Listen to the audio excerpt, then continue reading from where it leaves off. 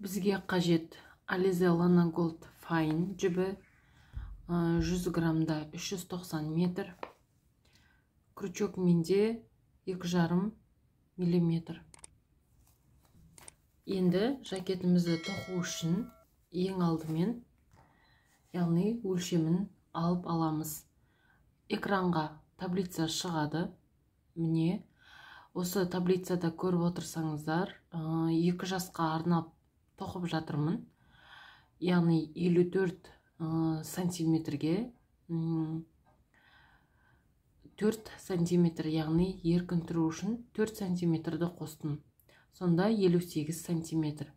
Енді 58 сантиметр біз осы алған петлямыз 58 сантиметр шығу керек. Мендегі 58 сантиметр 145 петля болды. Яғни әркімде әрқалай тоқу тығыздықтарыңызға және де жіптің, крючоктың жіңішке қалыңдығына байланысты әрқалай болып келеді. Менде 145 петля шықты. Енді тоқуды бастаймыз. Яғни 3 петля көтеремін. Төртіншісіне, яғни столбик без накида тоқимын.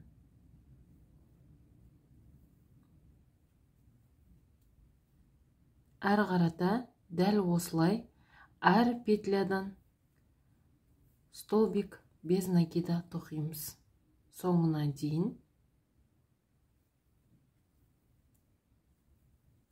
145 петляның бәрін столбик с накидымен тоқып алдым. Енді екінші қатарға өтеміз. Ол үшін бір петля көтереміз, жұмысымызды айналдырамыз. Осы тұрған бірінші петлядан крючокқа жіпті ілемізде, бірінші тұрған петлядан, яғни столбик с накидом тоқимыз. Бұл бізде бір столбик с накидымның орнын толықтырады. Қайтадан крючокқа жіпті іліп, әр петлядан осылай столбик с накидыммен соңына дейін тоқимыз. Яғни осылай өзімізге қажетті мөлшерді, ұзындықты, яғни өзімізге қажетті ұзындықты дәл осылай тоқимыз. Яғни жұмысымызды аяқтағанда, әр жұмысымызды бастаған сайын осындай бір петля көтеріп, жұмысымызды айналдырып, бірінші тұрған петлядан столбик с накидом етіп тоқып, жұмысымызды бастайтын боламыз. Яғни өзімізге қажетті ұзындыққа дейін тоқимыз. Сіздерге тоқып, қазір қанша сантиметр тоқығанымды көрсететін боламын. Мінекей 20 сантиметр тоқып алдым. Мінекей. Менде 20 сантиметр 27 қатар шықты. Яғни мінекей мынау оң беті, ал мына жақ теріс беті. Енді жакетіміздің алдыңғы бөлігін тоқимыз. Ол үшін осындай етіп маркермен бірінші белгілеп аламыз. Мына жақтан, яғни 2 сантиметр, мына жағынан да 2 сантиметр қалдырамыз. Ал ортасына, яғни түйме қадайтын жеріне 4 сантиметр немесе 3 сантиметр қалдырсаңыздар болады. Яғни дәл солай белгілеген жақтың тура арт жағда 2 сантиметр болу керек. Мінекей 2 сантиметр болу керек. Мен мінекей оң бетімен аяқтадым. Енді теріс бетінен тоқитын боламыз. Маркерге дейін, осы бірінші тұрған маркерге дейін тоқитын боламыз. Яғни алдыңғы тоқығанымыздай бірінші осы тұрған бірінші петлядан столбик без накида бір петля көтеріп, әр қарата, яғни бұл бірінші тоққанымыз бір столбик с накидымның орнын басады. Дәл осылай соңына дейін маркерге дейін өзіміз тоқитын боламыз. Яғни маркерге 2 столбик без накида тоқымай, яғни маркерге дейін 2 петляны тоқымаймыз. Осы жерге дейін өзіміз тоқимыз. Мінекей маркерге 1 петляны тоқымадым, маркерге дейін. Енді күрчекқа жіпті ілеміз, белгілеген бірінші маркерімізді алып тастаймыз. Және осы қалған петлядан біреу соңына дейін тоқымаймыз. Келесін аламыз, яғни күрчекқа жіпті ілеміз, келесін аламыз. 2 күрчекта 3 петля, үшеуінен біреу аламыз. Енді осы бірінші тұрған петлядан столбик без накида алып 1 петля көтереміз де күрчекқа жіпті іліп, келесі тұрған петлядан, яғни осылай екеуін бірге аламыз. Яғни бұл бір столбик, яғни қысқартып жатырмыз. Бұл біздің жакетіміздің алдыңғы бөлігі, мынау қысқартып жатқанымыз, яғни қолтық бөлігі. Күрчекқа жіпті іліп, алдыңғы тоқығанымыздай соңына дейін осылай жай столбик с накидымен тоқып шығамыз соңына дейін. Міне соңына дейін, мына жаққа дейін тоқып бітірдім де, жұмысымды айналдырып, тағда кері қарай, қолтық жағына қарай тоқыдым. Мінекей. Енді соңғы 2 петля қалды. Күрчекқа жіпті іліп, 2 петлядан, яғни біреу жасаймыз. Яғни қысқарту жасайтын боламыз. Мінекей. Яғни күрчекта 3 жіп, 3 жіптен біреу жасаймыз. Яғни қысқарттық. Енді жұмысымызды айналдырамыз. Енді біз жұмысымызды қысқартпаймыз ешқандайда. Дәл осылай міне біз мына жақтан қарасақ болады. Бірінші қатарды қысқарттық, екінші қатарды қысқарттық, және де үшінші қатарды қысқарттық. Енді қысқартпаймыз мүлдем. Осылай тоқып кете береміз. Мүлдем қысқартпаймыз. Мінекей мен 14 сантиметр тоқыдым. Мінекей 14 сантиметр тоқыдым. Енді менде 14 сантиметр 1, 2, 3, 4, 5, 6, 7, 8, 9, 10, 11, 12, 13, 14, 15, 16, 17. Яғни 14 сантиметрім 17 қатар болды. Жіпті яғни артығырақ етіп қиып алдым. Енді дәл осылай екінші алдыңғы бөлігін тоқитын боламыз. Біз яғни мына жақты тоқып бітірдік алдыңғысын. Енді арт жағын, яғни біз теріс, мінекей теріс бетінен бастайтын боламыз. Яғни мынау маркерімізді алып тастаймыз.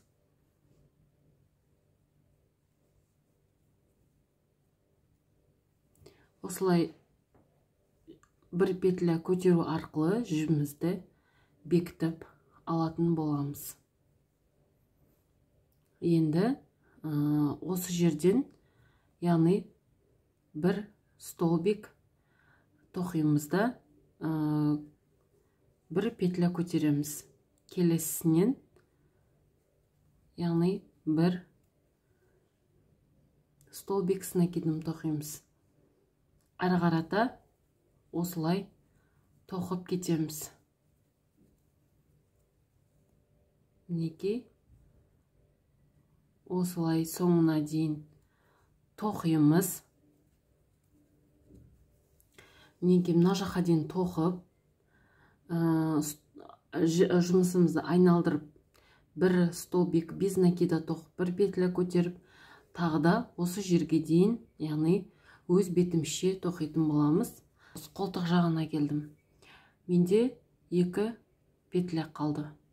екі петлядан қазір бір петля жасайтын боламыз. Крючокқа жіпті іліп шығарып аламыз да, соңына дейін тоқымаймыз. Тағы жіпті іліп, келесі тұрған петлядан, яғни біреу аламыз. Крючокта 3 жіптен біреу жасаймыз. Жұмысымызды айналдырамыз. Енді тағы да екінші қысқартуды жасайтын боламыз. Яғни осы тұстан біреу алып, бір петля көтереміз де, келесінен, яғни бір столбик с накидом тоқимыз. Яғни бізде осы екеуі, яғни төбесіндегі мына бір петля, бір столбик, келесі қатарда бір столбик с накидом тоқитын боламыз. Міне соңғы жағына келдім, қолтық тұсына. Крючокқа жіпті іліп, яғни соңына дейін тоқымаймыз. Крючокқа жіпті іліп, соңына дейін тоқымаймыз. Крючокта 3 жіп, үшеуінен біреу аламыз. Яғни осымен біздің қысқартуымыз аяқталды. Енді ешқандай да қысқартусыз дәл осылай 17 қатар тоқимыз. Яғни біз 17 қатардың 1, 2, 3, 4 қатарын тоқыдық. Енді, яғни мына жақ, алдыңғы жақтың мына оң жағы, яғни бізде бітті. Бұл 17 қатар болды. Дәл осылай екі жағы бірдей болу керек. Бұны да 17 қатар тоқимыз. Мінекей мен алдыңғы бөлігінің бірінші жақ бетін тоқып бітірдім. Енді арқа бөліміне өтетін боламыз. Яғни теріс бетінен бастайтын боламыз. Бірінші тұрған маркерді алып, бекітеміз. Бір петлямен бекіттік. Дәл осы жерден столбик без накида тоқимыз. Яғни тоқу барысында осы жіпті арасына тоқып жіберетін боламыз. Енді әрі қарата келесі тұрған маркерге дейін, бір петля қалғанға дейін өзіміз тоқып шығамыз. Міне соңғы бір петля қалғанға шейін тоқыдым. Крючокқа жіпті іліп, яғни осы соңғы тұрған петлядан тоқымай жартай аламыз. Маркерімізді алып, маркер тұрған петлядан жартай аламыз. Яғни крючокта 3 петля, үшеуінен біреу жасаймыз. Енді жұмысымызды айналдырамыз. Осы бірінші тұрған петлядан, яғни столбик без накида тоқып, бір петля көтереміз де, келесі тұрған петлядан тоқып кете береміз. Осылай соңына дейін, яғни соңғы петляға дейін тоқитын боламыз. Не соңғысына келдім. Яғни мен алдыңғы қатарда столбик без накида бір петля көтеріп, яғни келесінен столбик с накидом тоққан болатынмын. Яғни осының екі төбесінен, яғни екеуінің төбесіндегі петлядан бір петля жасаймыз. Яғни менде мынақта бір және екі петля қалды. Мінекей бірінші петлядан жартылай тоқымаймыз. Яғни келесі екеуінің ортақ петлясынан біреу аламыз да жартылай тоқымаймыз. Крючокта 3 жіптен біреу аламыз. Яғни біз бірінші қатар, екінші қатарда да екі жағынан қысқарттық. Енді үшінші қысқарту. Яғни үшінші қатарда қысқарту. Міне біз алдыңғы бөлігінде дәл солай 3 қатар қысқартқан болатынымыз. 1, 2, 3. 3 қатардан кейін, яғни ешқандай қысқартусыз сол күйі тоқып кете береміз. Яғни міне бір столбик без накида тоқып, бір петля көтердім. Енді келесінен, яғни столбик снакидім тоқыдым. Яғни әрі қарата соңына дейін осылай тоқитын боламыз. Не соңғы 2 петля қалды. Крючокқа жіпті іліп, бірінші тұрған петлядан жартылай крючокқа жіптілеміз. Келесі тұрған, яғни біз алдыңға қатарда 2 петляның төбесіндегі, 2 столбик с накидымның төбесіндегі петлядан біреу алдық. Крючокта 3 жіптен біреу жасадық. Яғни біз 1, 2, 3 қатар қысқарту жасадық. Енді әрі қарата өзіміз осылай біз 3 қатарын тоқып қойдық. Енді алдыңғы бөлігін 17 қатар тоқып еді қой. Енді сондай сияқты бұл да 17 қатар тоқылады. 3 қатарын тоқыдық. Енді 14 қатар өз бетімізше дәл осылай ешқандай қысқартусыз қоспай дәл осы күйінде тоқитын боламыз. Мінекей. Яғни ешқандай узорсыз ең оңай жакеттің бірі. Міне мен жакетімнің артқы бөлігін тоқып бітірдім.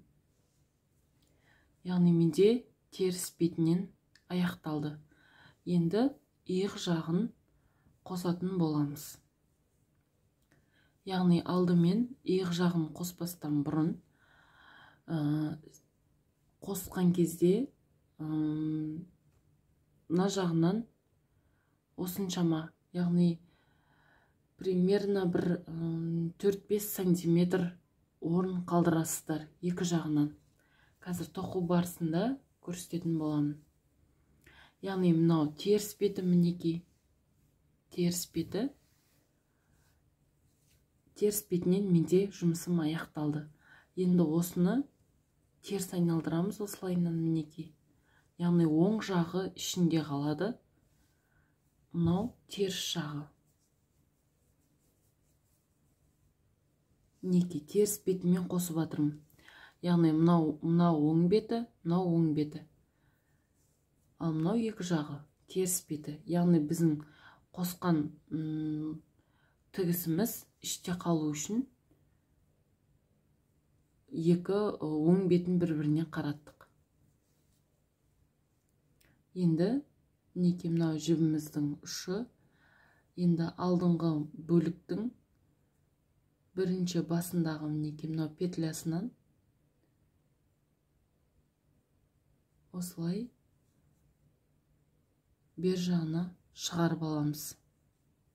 Өрілген мынау тұрған бірінші косичка бар ғой, соның ар жағындағы петлядан арғы бетіндегі, яғни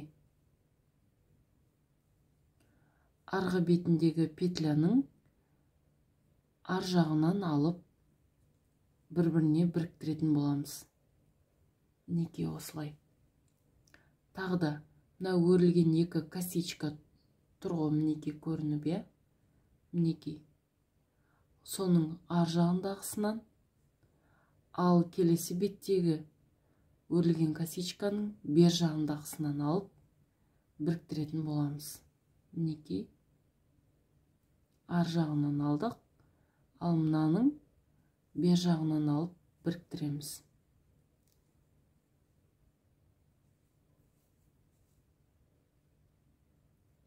Яғни осылай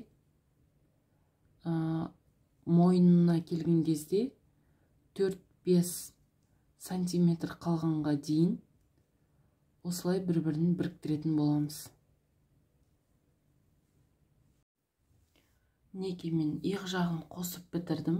Енді етек жағын тоқитын боламыз. Ол үшін біз оң бетінде тұр жакетіміз. Жібімізді біріктіріп аламыз. Яғни бірінші тұрған столбикке жібімізді бекітеміз.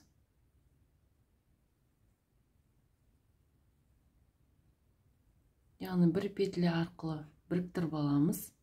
Жібімізді тартамыз. Енді тағы да бір петля яғни 3 петля көтереміз. Күрчоққа жіпті іліп, мынау тұрған, келесі тұрған петляның, яғни теріс бетінен тоқитын боламыз. Яғни арт жағынан алып тоқимыз.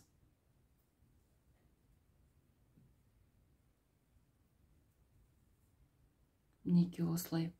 Артық жібін бірден артқа жібереміз. Бізге кедергі келтірмеу үшін. Енді тағда келесі тұрған бағанды да теріс рельефный столбик тоқимыз. Енді оң тоқимыз. Яғни осы тұрған бағанды түгел аламыз. Мінекей. Енді теріс тоқимыз. Теріс.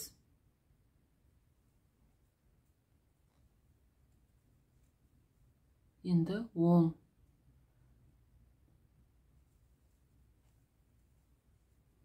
Яғни бұл жакетіміздің манжеті болып есептелінеді.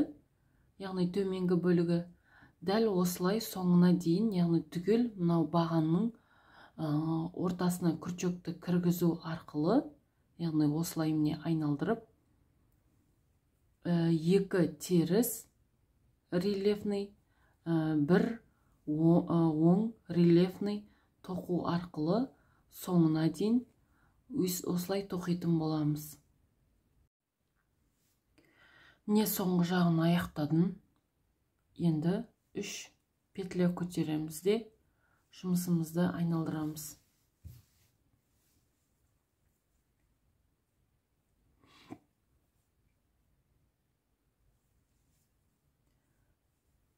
Бұл бізде бірінші бағанның орнын басады 3 петлямыз.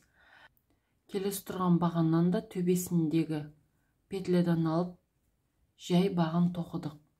Күрчоққа жіпті іліп, енді бізде міне қарап отырсаңыздар, мына жақта мына бетінде ішкі жақтан теріс рельефный, ал мына жақтан бұл оң болып түсті. Енді осыны оң бетінен алып тоқитын боламыз. Мінекей осылайынан оң бетінен алып тоқимыз.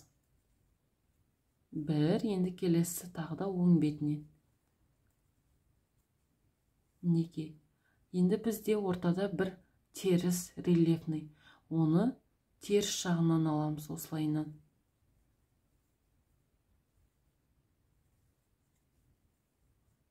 Енді бізде екі оң рельефный.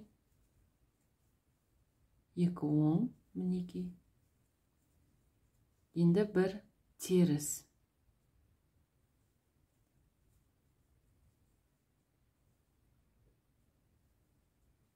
Мінекей.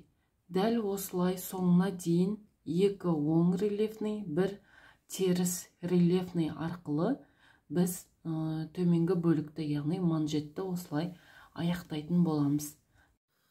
Мінекей мен етек жағын екі қатар рельефный столбикпен тоқып бітірдім. Енді алдыңғы бөлігін, түйме тұратын жерін тоқитын боламыз.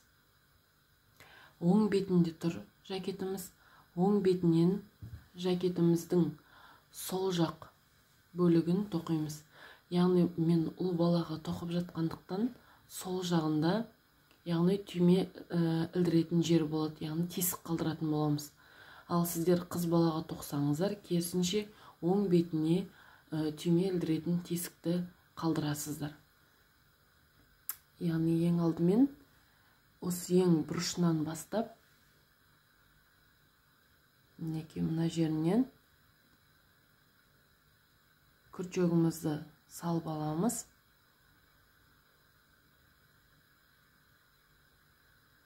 Жібімізді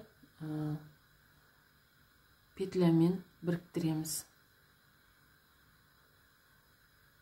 Ары қарата,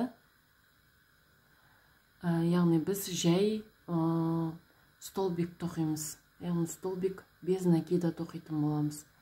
бір петля көтереміз де келесі тұрған, яғни бізде мынау бірінші қатар ғой тоққанымыз, осы бір қатардан біреу аламыз.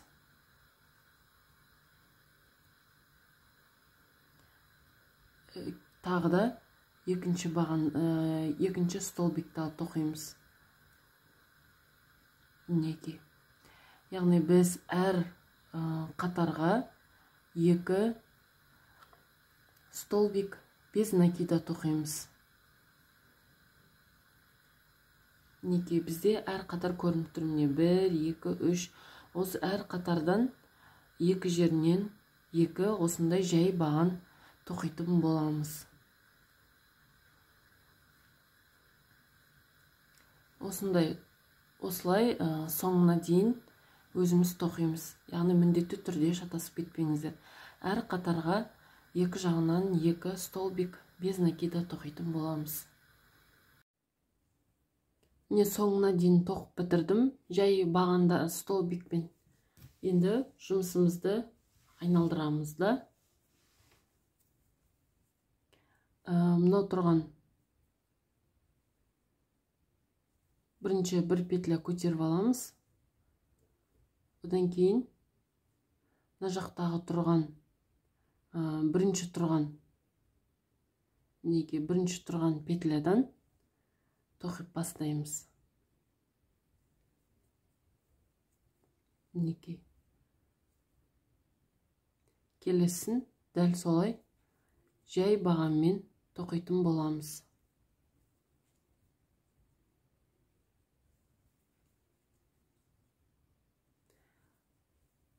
Осылай етіп соңына дейін тоқимыз жай бағанмен. Сосын кері айналдырамыз. Қазір сіздерге көрсететін боламын. Оған дейін өзіміз осындай жай баған, жай столбик тоқимыз соңына дейін.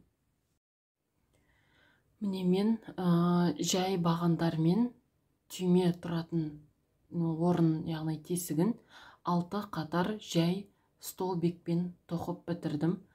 Және менде осы ұзына бойы петляның саны 86 шықты.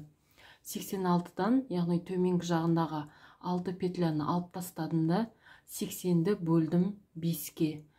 Яғни әрбір 16-шы петляға, яғни түйменің орнын қалдыратын боламыз.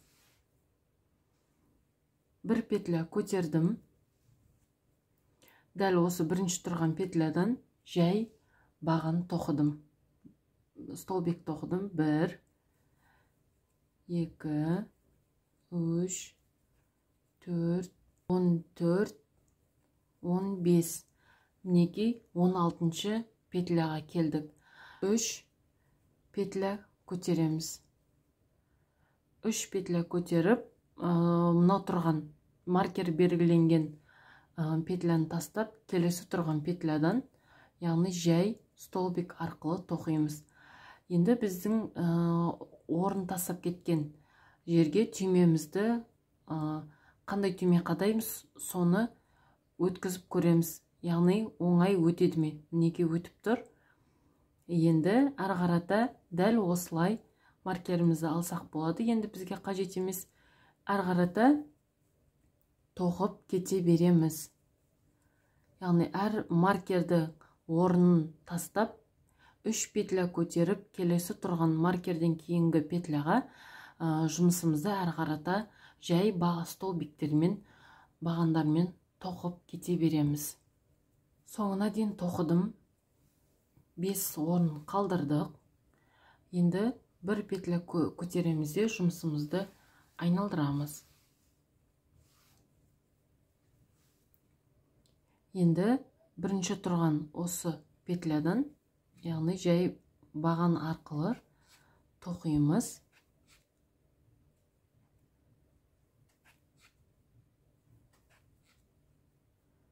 Және мынау орынды да тоқуды ұмытпаңыздар. Енді біз 3 петля көтердік. Сол 3 петлядан, воздушный петля көтердік, содан 3 жай баған тоқимыз. 2, 3. Енді бағаннан кейінгі келесі тұрған петляға жай тоқып кете беретін боламыз. Соңына дейін дәл осылай әр өткен қатарда 3 воздушный петля көтердік. Сол 3 воздушный петлядан 3 жай баған тоқисыздар. Мінекей солай орын қалады. Осыдан кейін былай қарап өлшеп көресіздер. Яғни қолтықтарын бірде қоямыз. Кейін мына жақ тұсында бірде етіп қоямыз. Мінекей. Енді осы қазір біз бір қатар тоқимыз. Бір қатардан кейін тағы кері қарай артқа қайтамыз. Солай 2 немесе 3 қатар өзіміз тоқып шығамыз. Мінекей мен 2 қатар үстінен 2 қатар тоқыдым. Мінекей жетіп тұр бәрі. Енді түйме тұратын орынды тоқитын боламыз. Яғни оң бетінен алып тоқитын боламыз. Біз мына бөлігін мен 6 қатар тоқыдым жай бағанмен. Одан кейін түйменің орнын қалдырдым. Ол 7-ші. Түйменің үстінен тағы да, түйменің тұратын орнынан үстінен тағы да 2 қатар тоқыдым. Сонымен барлығы 9 қатар жай баған тоқыдым. Мына жағында дәл солай 9 қатар жай баған тоқитын боламыз. Яғни бірінің үстіне бұлай бірі жабылып тұру керек. Мінекей 9 қатар тоққаннан кейін мына жаққа дейін, яғни бұлай айқасып тұру керек қой.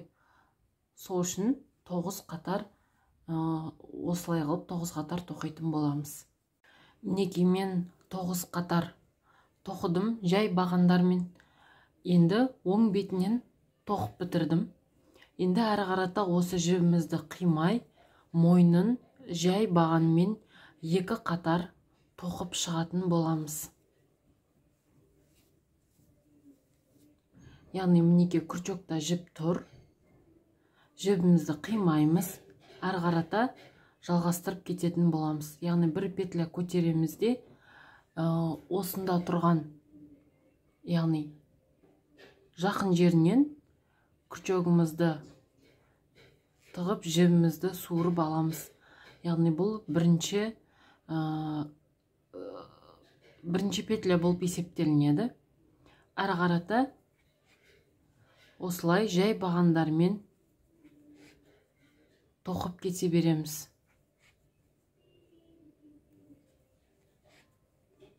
Мінекей.